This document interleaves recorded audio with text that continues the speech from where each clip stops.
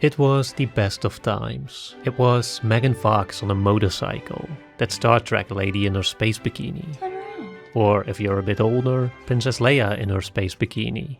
For us men, it was the age of mindless enjoyment, an age of privilege, in which women were being framed and filmed solely for our voyeuristic pleasure. And then one day, it all came crashing down. Well, that's not exactly true. I mean, we still got Sydney Sweeney.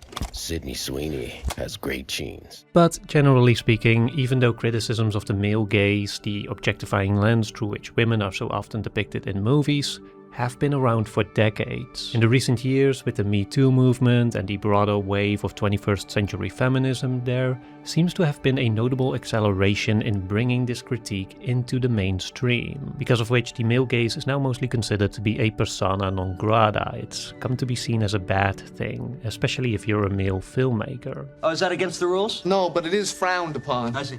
And to be clear, I get it. Depictions of women like these are thoughtless and mostly unnecessary, and we are right to critically examine the subconscious dynamics that bring them into being, not just for the sake of progressing the language of cinema, but also because they inform, in part at least, how we look at and perceive each other in real life. Naturally, a lot of attention has already gone to the way in which women have had to reckon with the male gaze, whether by being subjected to it or cast out from it. There's a number of female creators who've shared their stories about it, coming at it from a variety of different perspectives that I thought were genuinely insightful.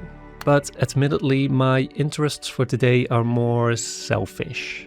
As a straight guy, I can't help but wonder, what about us? Because as blunt and crass and offensive as male gazing in cinema has been, and bear with me here, was there not also something inadvertently honest about it? Did it not contain some element of truth about how male desire, or for that matter human desire, functions? Is some degree of objectification, some degree of performing and presenting not part of the broader game of attraction? And isn't the act of sex, in addition to being a melting of the souls, not also defined by a momentary surrendering of the symbolic meaning of the body? Is it not also in part a mutual reduction of oneself into a lustful object for the other to enjoy and ravish? Do we not want and want to be wanted on the full spectrum of desirability? And how can we still explore all these parts of ourselves when the expression of it has become so heavily scrutinized and moralized? Has the critique of the male gaze left us artistically neutered?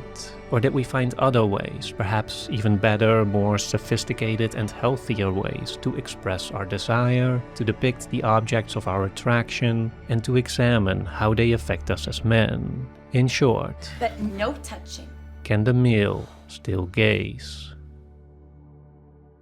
Okay, so given the sensitive subject matter of this video, I obviously had to censor it pretty heavily, and even then, after I uploaded my first version, YouTube still age restricted it, which is pretty much a death sentence. So I had to censor it even more heavily and re-upload it, and that's the version you're about to watch now. But if you want to see the pure and uncensored version, it is still up on Nebula, and many of you have already watched it there, for which I'm very grateful. If you use my link, you not only get a big discount, but you also directly support my channel. So big thanks to everyone who's already signed up. Now back to the video. First off, very briefly, let's set the stage properly. What are we actually talking about here? Well, the male gaze was first introduced by Laura Mulvey in 1975 to critique a particular way of filming in which a male perspective was assumed as the default, and through which women were then framed as objects to be looked at and desired, rather than as fully developed characters with their own point of view. This male perspective was often a literal one, meaning that we would perceive the female characters in a movie from the perspective of a male character, usually the lead. But the critique also pointed to the deeper integration of the male point of view in film language. How even if a female character wasn't specifically being observed by a man in the story itself, the camera would still film her as if she was. Which is to say, the camera would film female characters with the implicit assumption that the audience is heterosexually male. Or perhaps rather, the camera would film female characters in such a way that the audience is forced into adopting an oppositional male perspective. Hoochie mama. How so exactly? Well, there's a 2022 documentary by filmmaker Nina Menkes that also tackles the male gaze in cinema. It's not exactly considered to be the best discussion on the subject, like it can definitely be a little too rigid with its own critical gaze, because of which it dismisses some movies that seem to contain male gazing without really considering how it is contextualized within the narrative. You look lonely. Blade Runner 2049, for example, gets thrown under the bus for its objectification of the AI character Joy. But the reasoning here, let's just say it's a bit of a stretch. JOI.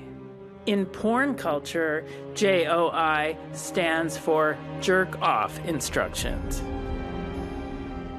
I do love the dramatic music here, as if she's revealing some dark secret. But anyways, a few misfires aside, I do think the documentary lays out the basics quite well, and covers a variety of differences between how men and women have historically been filmed that suggest the presence of a male gaze, such as how women were often framed in more glossy lighting, and slightly more abstractly, how they were usually given subservient roles to men in the narrative.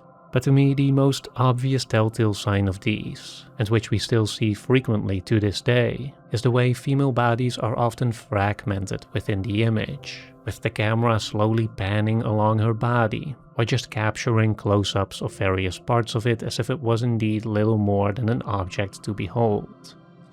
It's rare to see men captured like this. Like, sure, it might seem that men too are sometimes presented in a way that emphasizes their physical beauty or fitness. But if you look more closely, you'll see this is almost always done in wider shots that capture their entire body, and used in a sequence where they are setting up or performing some kind of action.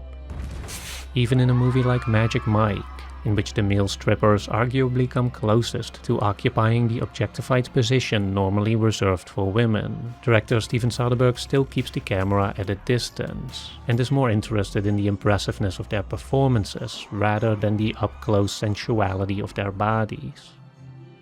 What makes male gazing especially gratuitous is that this unconscious assumption of a male perspective and the subsequent objectifying way of looking often has little to no bearing on the actual story of a movie. Take that Star Trek shot from the opening, for example. Turn around. It would have been really easy to not needlessly undress your female character here, and instead depict her like, I don't know, Anne Hathaway in Interstellar or something. Even if she's not the pinnacle of a female character written by a man, she's at least treated as a real character and not being subjected to, you know. Or for another clear contrast, just look at the difference between Harley Quinn being directed by a man in Suicide Squad, and the same character being directed by a woman in Birds of Prey. In the former, despite her sexual appeal to men not really being relevant to the narrative, the comic book villainess is nevertheless clearly subjected to the male gaze, both through the way she is staged within the story and in the way that the camera films her. But in Birds of Prey, you simply won't find shots like these, and Harley just gets to be a character without having her appearance needlessly objectified for an assumed male audience. Those guys, they're gonna be just fine. But of course, the de-objectification of women in movies where their attractiveness, sexuality, or general appeal to men isn't a meaningful part of the story, that's the easy bit, and one where I'd carefully argue we've already been seeing notable progress, as mainstream movies are increasingly including female characters that do not look or behave in a way that's implicitly designed to cater to men.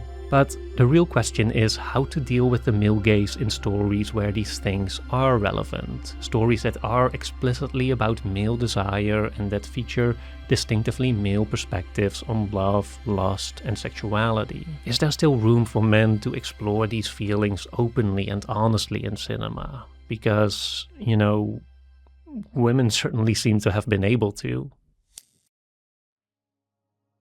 Okay, this might sound a bit strange, but one thing that kind of surprised me as I was watching more female-directed movies over the years, and which was actually the seed that became the idea for this video, is that there's still often a good amount of female nudity in there, and more generally that the female body and female sexuality often still occupies a pretty significant place. At first, I thought it was a sign that female filmmakers were just sort of reclaiming the male gaze, making it their own, as it were. There's certainly been a significant amount of female-directed movies that at one point have their female characters looking at their own naked bodies, or those of each other. Eden! What? Bend over. Her. And regarding them as they, for example, transform during a pregnancy, as they slowly weather with age, or enliven with lust and desire. Upon further reflection, however, I believe it is probably more accurate to say that in most of these examples, women are not so much reclaiming the male gaze as much as they are in conversation with it, that they are looking back at it, thereby turning the gaze into an object of its own which is then observed and examined by them as something that impacts their sense of self, and something that they have to relate themselves to in some way or another. This is also emphasized by a camera that tends to keep us locked on the eyes of the female character rather than that of an explicit or implied male observer, which not only places us in their literal perspective, but also frames that which they are regarding as part of their subjective experience of themselves. Here we get the question of what is a subject, what is an object, and how does the object find us a way of discovering their own subjectivity, her own subjectivity, and becoming a subject, which changes the power dynamic. Portrait of a Lady on Fire, for example, I think is a masterpiece, in part because it so wonderfully creates an environment in which its female characters are momentarily freed from the confines of their male-dominated society, momentarily freed from the dividing lines of subject and object. Menkes, her documentary, mentions this movie too, and points out how the movie symbolically underscores the women's relationship through the act of painting, which here is initially introduced as a rather forceful, even deceptive act where one of the women must paint a portrait of the other without her knowledge or consent, and therefore subject her to a one-sided gaze.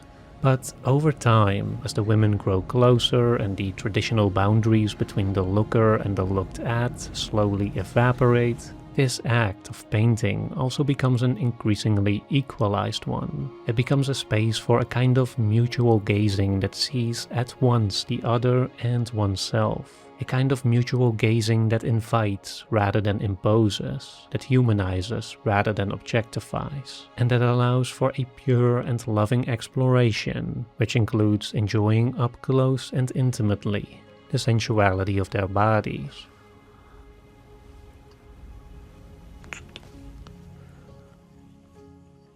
For contrast, compare this with this male-directed lesbian sex scene from Blue is the Warmest Color. It demonstrates another tricky thing about the male gaze, which is that filmmakers can still commit doing one even when their movie tries to be critical of it, include it meaningfully, or tries to recontextualize it to empower its female characters. It's a visual medium, Kayla. Come on. The movie Bombshell is another good example of this. Ostensibly, it's a well-meaning exposé of sexual harassment at a news station, but which, when filming a scene where a woman is pressured into exposing herself to a male superior, still places us within the gaze of the man, rather than, let's say, staying locked on the point of view of his female victim. I mean, that would have been another choice, or if we showed her gaze on the guy and just watched her watching him more, you know? There could have been other ways to do it. Just to illustrate, one such other way that I personally found to be really thoughtful can be seen in Ava Victor's 2025 movie Sorry Baby. Hi, Bess, are you okay? Here, the main character, a university student, visits her professor at his home for notes on her thesis. Sorry, it's my house. Hope that's okay. Yeah, no problem. But instead of showing us directly the traumatic event that happens next, the movie instead just gives us these powerful jump cuts that immediately tell us that something went horribly wrong. And when she later details the full story to her best friend, we remain firmly within her perspective, within her subjective experience. And I think that's wonderful. It makes it all the more intimate and brings the narrative focus where it should be. I got a cat. Whatever you need. Taken together with all these other examples, I think we can safely conclude that having more female voices behind the camera, gazing back at the male gaze, subverting its dynamics, and opening up new perspectives is a good thing. Like, I think this is genuine progress, both for our culture and for the art of cinema. It encourages filmmakers to empathize more deeply with their own stories and characters, and consider more consciously questions like, where does the camera go? And who am I looking at? And am I showing how it feels to be looked at? And am I showing how it feels to see while I'm being looked at? Asking these questions is great because it also leads into deeper reflections on what it really means to experience love, attraction, and lust. What feelings, conflicts, and contradictions emerge with them? How do we navigate them? And what do they really reveal about the true nature of our desire? And with that context in mind, with all those new questions in mind, now let's see what all the men have been up to. What have we been doing? Marcello, come here! Men regarding critically the inner workings of themselves, which includes their desires, lust, and sexual impulses and proclivities, which can have them objectifying women and distorting reality to their own detriment, is in itself nothing new, and has been around since long before the male gaze was even conceptualized. En quoi consistait ce quelque chose que toute femme pour m'attirer devait posséder immanquablement et que je décelais au premier coup d'œil? And so, when it comes to our discussion of the male gaze, the question is not so much how the male gaze got men to gaze inwards, but rather how the male gaze changed the way men go about it. While it's obviously difficult to pinpoint exact causality here, I do believe we can at least define new trends that seem influenced by an awareness of the male gaze as a concept. What do you recommend? Depends on what you like. At first glance, there certainly seems to be a rise of male-centric movies that use the male gaze as a means for self-criticism. Sean Baker's Red Rocket, for example, is about a washed-up porn star whose supposed love for a young girl is gradually revealed to be more of a grooming act to get himself back in the adult entertainment industry. Whoa, what are you doing? Let's shoot a scene. For us. Just for us. And which is emphasized by placing us in a very deliberate and very exaggerated male gaze, showing just how tragically delusional his perspective really is. Steve McQueen's 2011 movie, somewhat bluntly titled Shame, which is about a slowly unraveling sex addict, specifically depicts a chance encounter turning into a more predatory male gaze that immediately instills discomfort in the woman on the receiving end. The sequence is also intercut with scenes of the man sleeping with prostitutes and masturbating in the shower to underscore the singular intent that's on his mind when he regards other women. Denis Villeneuve's Enemy, another nicely befitting movie title, which follows a man who can't stop cheating on his wife, does something similar by also purposefully depicting the main character's gaze at both his own wife and other women as predatory, and one that, without spoiling one of my favorite jump scares in cinema, even literally reduces the gazed-at object into something less than human. I really don't know what you're talking about.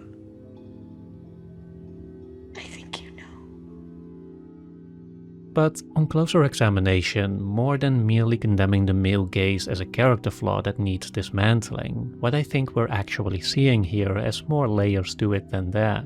What I think we're seeing is that men are essentially approaching the male gaze in the same way that the earlier discussed female-centric movies went about it. That is to say, they're also explicitly turning the male gaze itself into an object which is then observed as an impacting force on their lives. And this, in turn, reveals something interesting about it, which is that the male gaze is something that men too suffer from, and that they themselves also have to find some way to reckon with, lest they risk losing themselves to it. And indeed, what these movies show us is that the objectifying gaze cast onto the world by these men is also the very thing that prevents them from meaningfully connecting to it, prevents them from meaningfully connecting to themselves. In other words, the male gaze here becomes a kind of inner antagonist, sometimes even quite literally. The whole premise of Enemy is that the main character meets what seems to be an exact copy of himself, but who in reality, and this isn't exactly a plot twist, is actually just an externalization of the darker impulses repressed within him. Did you sleep with my wife? I don't know what you're talking about. And so, once more, here we get the question of what is a subject, what is an object, and how does the object find us a way of discovering their own subjectivity, her own subjectivity, and becoming a subject, which changes the power dynamic.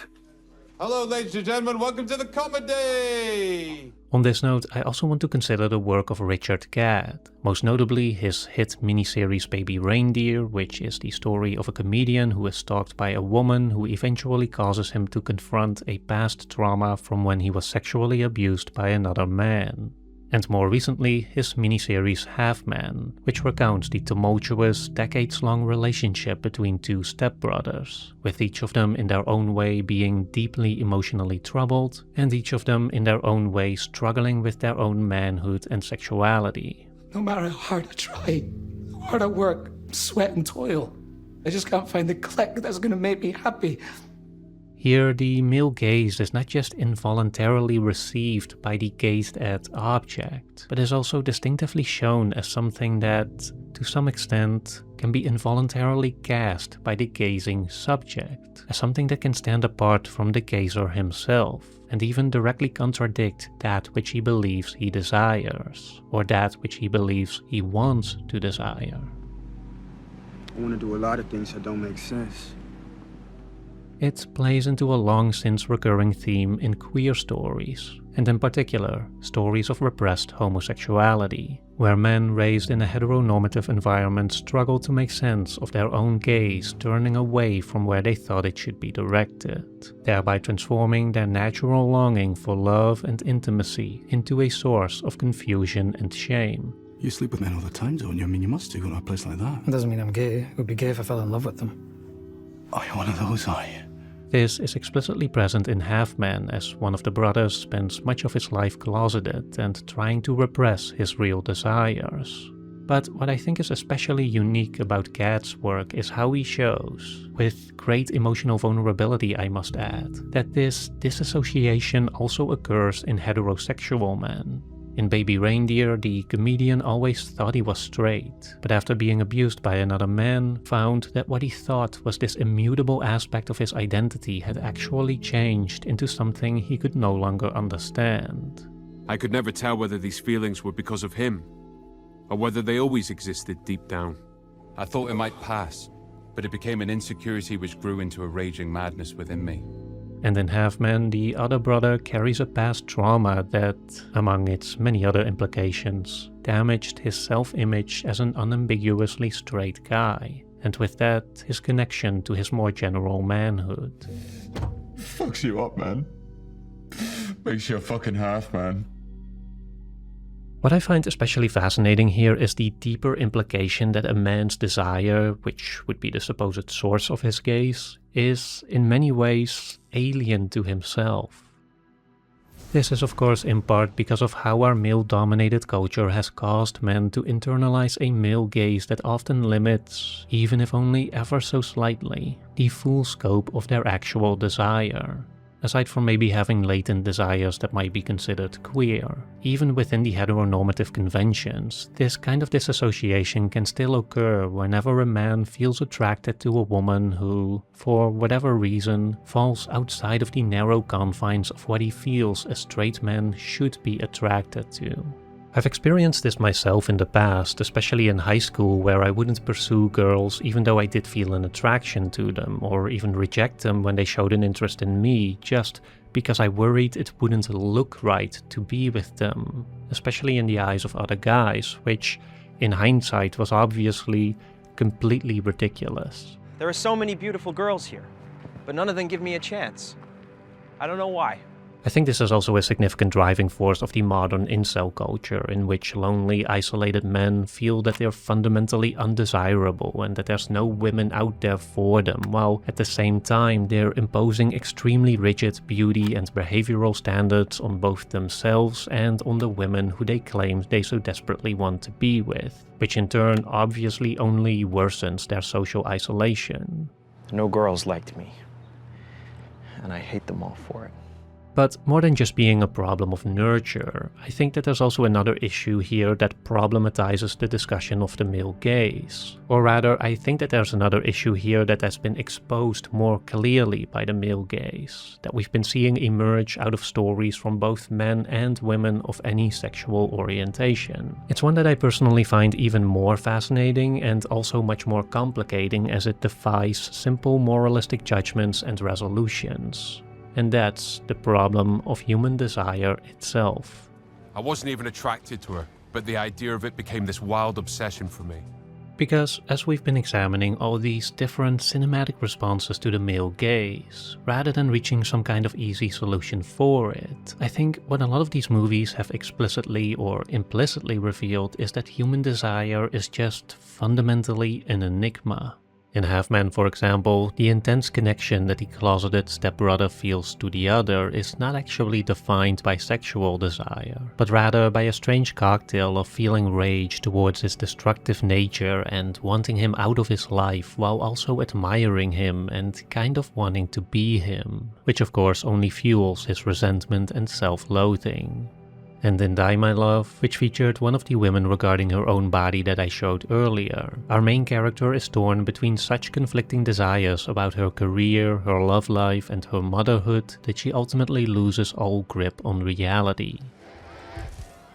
More generally, what we've really been seeing here, especially in these stories of more complicated and troubled relationships, is that rather than guiding us to wholeness or even toward a singular intent, more often than not, our own inner landscape is more like a dark, chaotic abyss that's filled with internal contradictions, self-destructive tendencies, Freudian impulses, fetishizations, and other inexplicable yearnings that all feed into our gaze, that distort it, misguide it, that lead us into toxic relationships and contentious codependencies that feel at once nurturing and damaging. A dark, chaotic abyss that gets us entangled in all kinds of infatuations, passions, and emotions, the dynamics of which often challenge the simplistic binary between healthy and unhealthy to such a degree that we can no longer tell what we actually want or need.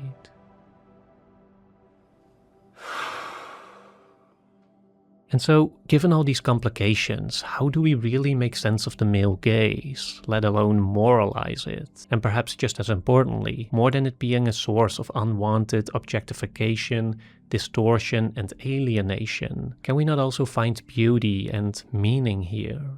I love when males gaze at me. Let me talk, hold on. We talk about the male gaze like it's one thing, but I think the phrase collapsed something. A while back, I saw this video from author, poet, and online content creator Savannah Brown, in which she talked about how, when she was young, she would imagine a man watching her whenever she was suffering and find comfort in his male gaze. It didn't feel pathological. If anything, it felt sacred and special and hot, like cosmically hot. It actually kind of reminded me of the show Fleabag. Jesus. In which we, as the audience, are also positioned in the imagined gaze directed at the main character. You know, throughout the show, she watches us as we are watching her, and she specifically seems to enjoy us being there to watch her. No one wants their personhood reduced, but there is a version of the dynamic of the watcher and the watched that is more nuanced and more fun than objectification against one's will. Here, rather than being reductive, the gaze becomes a sort of gateway to intimacy, a connection that allows Fleabag to expose herself, to be vulnerable in a way that she cannot be with the other people in her life, and be honest about all her inner conflicts in a way that would only come out strange and stunted in actual expression. I sometimes worry that I wouldn't be such a feminist if I had bigger tits. There's this especially fun part where Fleabag finally finds a true connection with a man who then starts to upset the established dynamic of the gaze. He's a bit annoying, actually. What is that? As if she's finally encountered another gaze that is as intimately and as lovingly piercing as the one she imagined. Nothing. Nothing. It's possible to be looked at without reduction. You can be looked at with lust without reduction. And what is perhaps most beautiful of all here is that when she eventually feels our gaze is no longer needed, when it has served its purpose, she steps out of it just as voluntarily as she once invited it. And we just let her go. This is what I'm saying. There's a difference between having a gaze imposed upon you and stepping into it voluntarily. This idea of finding beauty and comfort and even self-actualization in the gaze of another was of course also there in Portrait of a Lady on Fire and in some of the other examples of female-directed movies about women that we discussed earlier. And while I think these certainly give us enough to reach some kind of conclusion that men too would be able to find meaning in, I want to stay true to my selfish premise. I want to see a male version of this. I want to know if there's movies from men about men that don't just critically reflect on the male gaze as an erosive force on everyone's lives, but that also explicitly offer a more positive alternative, that also integrate ways of looking that connect rather than detach. And while I'm sure there's many more to be found, after some consideration, there's one filmmaker in particular who stood out to me. How'd we lose the good that was given us? Let it slip away. Scatter it careless.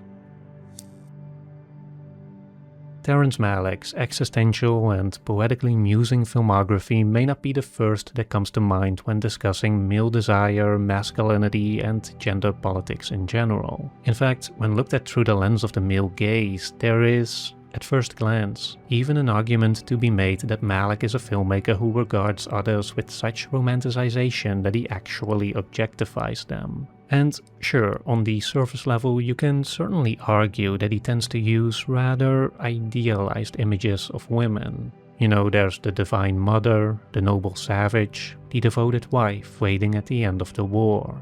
And to some extent, you would be right.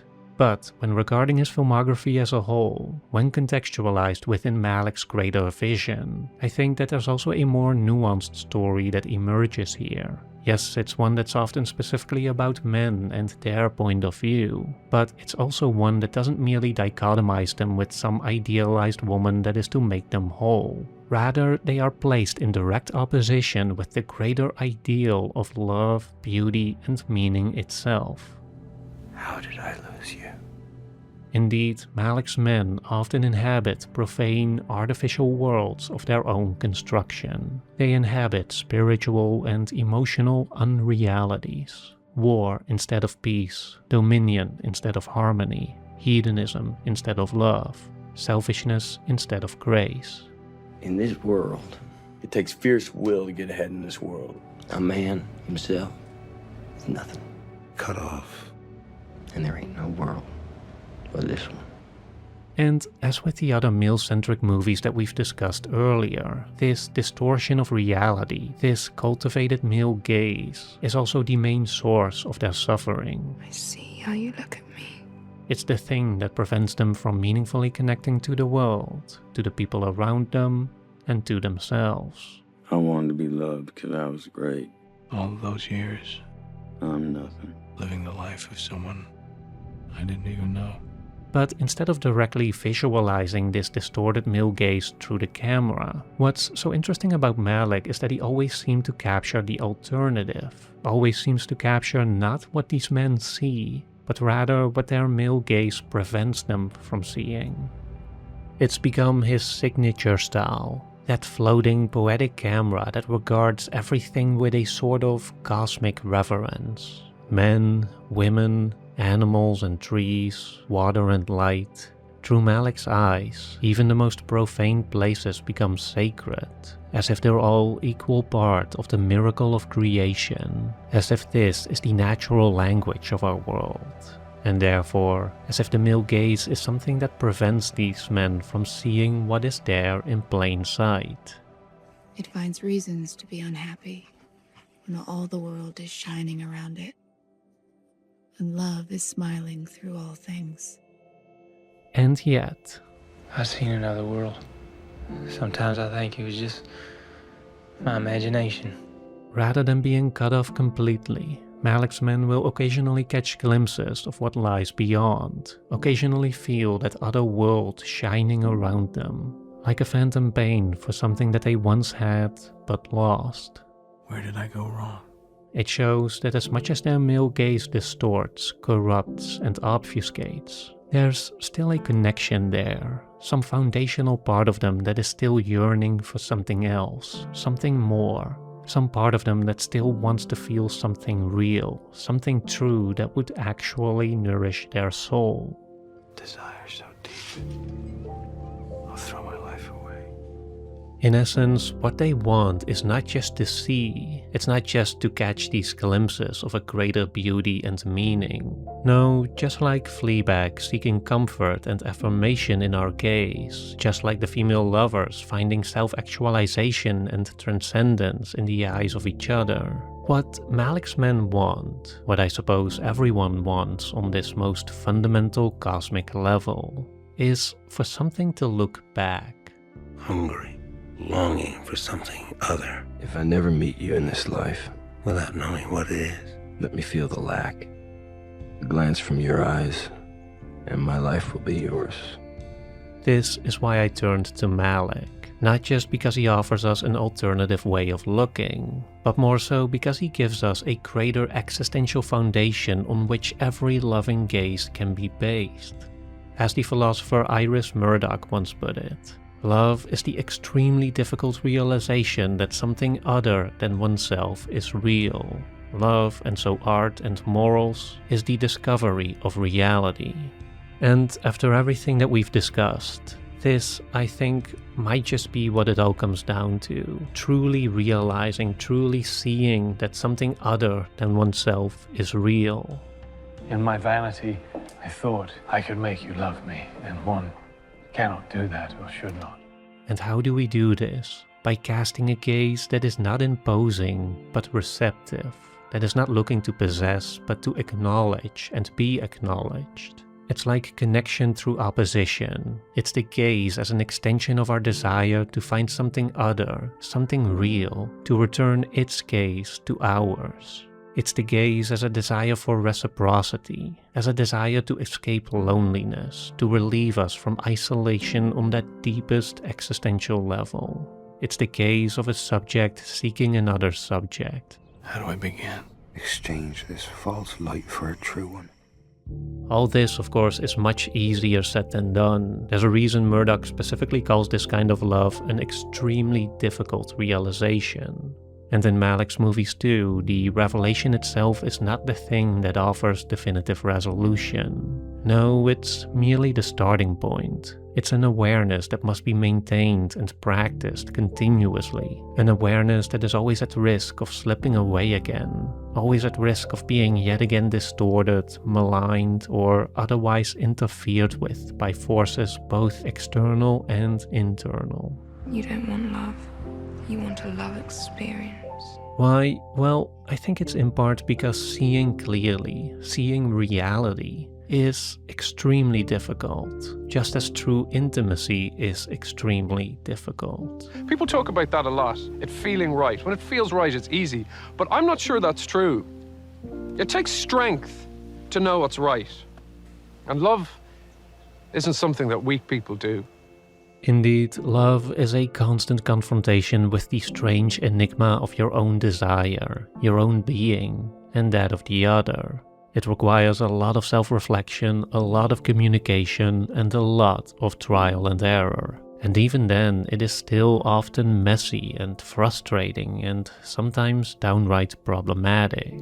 And so naturally, how we give voice to all of this in cinema, how we capture its gaze, will also remain contentious. But still, I think that if we want to navigate all this meaningfully and with an open mind, whenever we're examining the dynamics of looking, especially in cases where the presence of an oppositional gaze feels a bit more dubious, we can now also ask these more fundamental questions. Is the gaze that we are positioned in bringing us closer to reality? Does it serve to awaken and strengthen that realization that something other than oneself is real?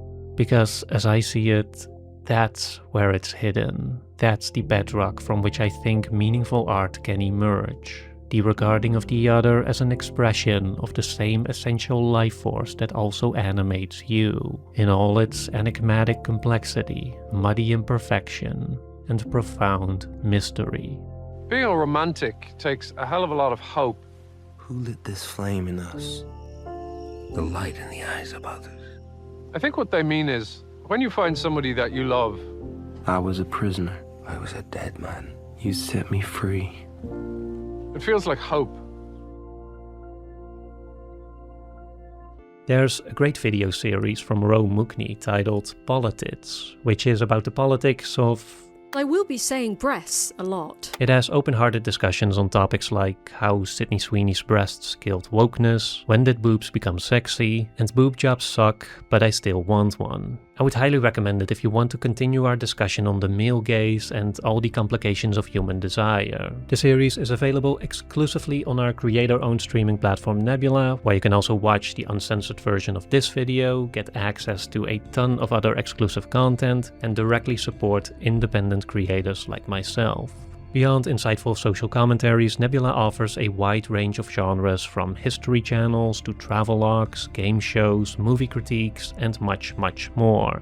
It's entertaining, it's educational, it's fun and immersive, but above all, it's all made by real human beings with their own perspectives, which is something that, especially after making this video, I've come to appreciate more than anything else. More practically, Nebula is completely ad-free and will only set you back $2.50 a month if you sign up using my personal link. So if you want to see this video as it was intended, jump right into another great video series and discover an amazing platform while you're at it, then be sure to claim my code for a big 50% discount on your yearly subscription, which also directly supports my channel by the way, so thank you very much, and head on over to Nebula. I'll see you there.